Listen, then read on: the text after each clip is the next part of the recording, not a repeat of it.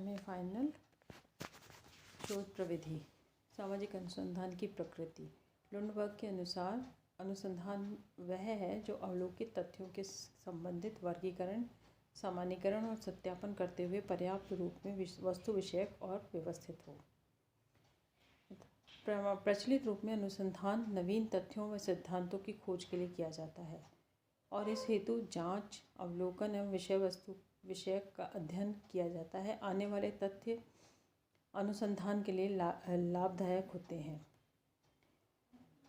इसकी एक संबंधित परिभाषा पीवी यंग ने भी दी है। उसके अनुसार सामाजिक अनुसंधान एक ऐसी वैज्ञानिक योजना है जिसके उद्देश्य तार्किक और क्रमबद्ध विधियों के द्वारा नवीन व प्राचीन तथ्यों को ज्ञात करना है और उनकी क्रमबद्धताओं और अंतर संबंधों के कारणों की व्याख्याओं तथा उनको संचालित करने वाले विषयों का विश्लेषण करना है।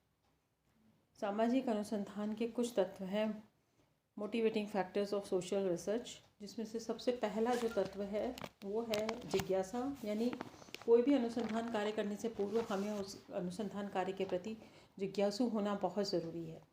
जब हमें हमारे अंदर उसकी क्यूरोसिटी या जिज्ञासा जागृत होती है तभी वो कार्य उसकी योजना बनती है और कार्य हम प्रारंभ करते हैं।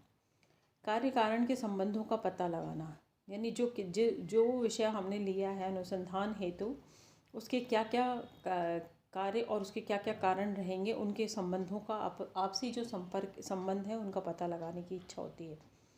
तीसरा, नवीन परिस्थितियों का उत्पन्न होना, यानी जो भी नई शोध की प्रविधि में जो नई नई तकनीकें उत्पन्न होती हैं उनको किस प्रकार से इसके अंदर समायोजित कर सकते हैं, उन सबको उनकी जानकारी करना।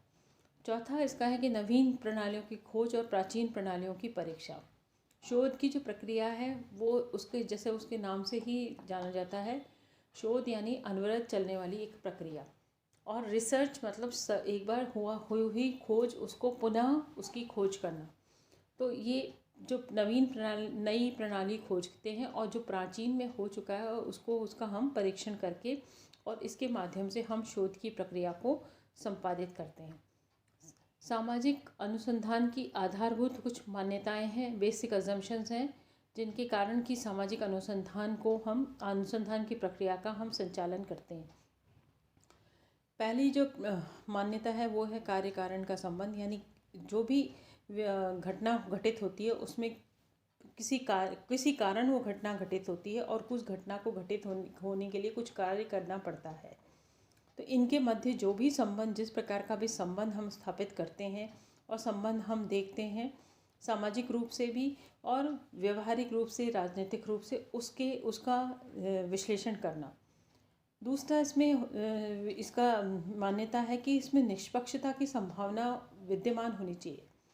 सामान्यतः ये होता ही है कि शोध की जो प्रक्रिया है उसमें निष्पक्षता के तत्व हम शामिल नहीं करते। हम ये कोशिश करते हैं कि जो भी व्यवस्थाएं हैं वो व्यवस्थाएं हमारी मूल जो विचारधारा है उसके माध्यम से, या हमारी जो पूर्व में मान्यताएं हमारे मन मस्तिष्क में विद्यमान हैं उनके हिसाब से हम उसको संचालित करने की कोशिश करते हैं। तो इससे हमारी निष्पक्ष जो शोध की प्रक्रिया है वो प्रभावित होती है। तो हमें ऐसा नहीं करना चाहिए। तीसरा है सामाजिक घटनाओं में क्रमबद्धता, सीक्वेंसेस इन सोशल इवेंट्स। जो घटनाएं जिस समय घटित हुई हैं, जैसे आप भारतीय स्वतंत्रता आंदोलन का इतिहास अगर हम शोध कार्य के हेतु प्रयोग में, तो इसमें हम ये देखेंगे कि जो अंग्रेज़ों का आगमन से लेके अंग्रेज़ों के प्रस्थान तक, यानी ईस्ट इंडिया कंपनी के आगमन से लेके और 1947 तक का जो समय रहा, उसके इतिहास का हम अध्ययन करना चाहेंगे। तो उसमें जितनी भी घटनाएं घटित हुई उनको क्रमबद्धता के साथ जोड़ेंगे और वो क्रमबद्धता के साथ ही अध्ययन उनका किया जाएगा। चौथा इसका मान्यता होती है इसकी आदर्श प्रतिरूपों की संभावना, यानी पॉसिबिलिटी ऑफ आइडियल टाइप्स। जब भी कोई कार्य करते हैं तो उसका कोई ना कोई नैतिक और मौलिक मापदंड होता है जो उसके आदर्श के रूप में स्थापित होता है। तो वो आदर्श का जो प्रतिरूप है उसकी संभावनाओं को व्यक्त किया जाता है, उसका अध्ययन किया जाता है।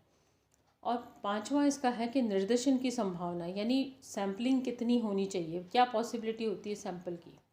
निदर्शन यानी आप किसी भी घटना को, किसी भी कार्य को, जैसे आप चुनाव की प्रक्रिया को संचालित करना है, उसमें भाग लेने वाले मतदाताओं के व्यवहार का अध्ययन करना है, तो उसमें आप सारे मतदाताओं के अध्ययन के बजाय आप एक रैंडम सैम्पलिंग करके, यानी कुछ चुने हुए 10 में से 2 लोगों को पूछ लिया, 20 में से 50, 5 लोगों को पूछ लिया, 50 में से 10 लोगों का से राय शुमारी जानकर और एक मतदान व्यवहार का जो निर्देशन है वो तैयार किया जा सकता है। यानी शोध कार्य का वृहद स्वरूप लघु रूप में परिवर्तित होकर और उसका जो भी परिणाम आता है वो भी उस वृहद शोध के परिणाम के अनुरूप ही हमारे समक्ष आता है। तो ये कुछ 5 प्रकार की मान्यताएं हैं जिनके माध्यम से हम सामाजिक अनुसंधान की प्रक्रिया को संचालित करते हैं। इसके